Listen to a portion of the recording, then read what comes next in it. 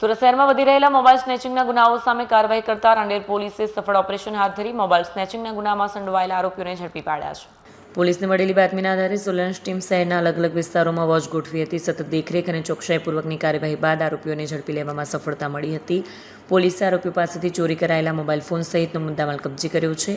પ્રાથમિક તપાસમાં આરોપીઓ દ્વારા મોબાઈલ સ્નેચિંગના અનેક ગુનાઓ આચરવામાં આવ્યા હોવાની માહિતી સામે આવી રહી છે. રાંદેર પોલીસે આરોપીઓ વિરુદ્ધ BNSS 2023ની જોગવાઈઓ હેઠળ કાયદેસરની કાર્યવાહી હાથ ધરી છે અને વધુ તપાસ ચાલુ છે. કેમેરામેન હકીમ શેખ સાથે વસીમ હાસમીનો રિપોર્ટ, આઝાદ ન્યૂઝ, સુરત.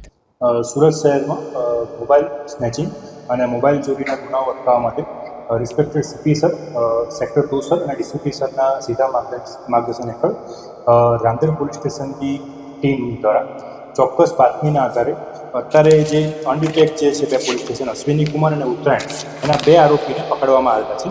આરોપીનું નામ છે મુસ્તુફા ઉર્ફે ટીલીલી મહેમૂદ અલી સૈયદ, જે બાપુનગર રાંદેરનો રહેવાસી છે, અને બીજા આરોપીનું નામ છે અયાન ઉર્ફે અલ્લા રખા ગાંચી, જે દયાળ ભેસાણ રોડ રાંદેરનો રહેવાસી છે.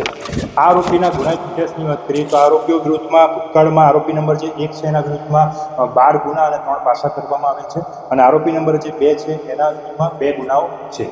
આ આરોપી પાસેથી મુદ્દામાલમાં ટોટલ 1,35,500નો મુદ્દામાલ જપ્ત કરવામાં આવ્યો છે, જેમાં 5 મોબાઈલ અને મોટરસાઇકલનો સમાવેશ થાય છે.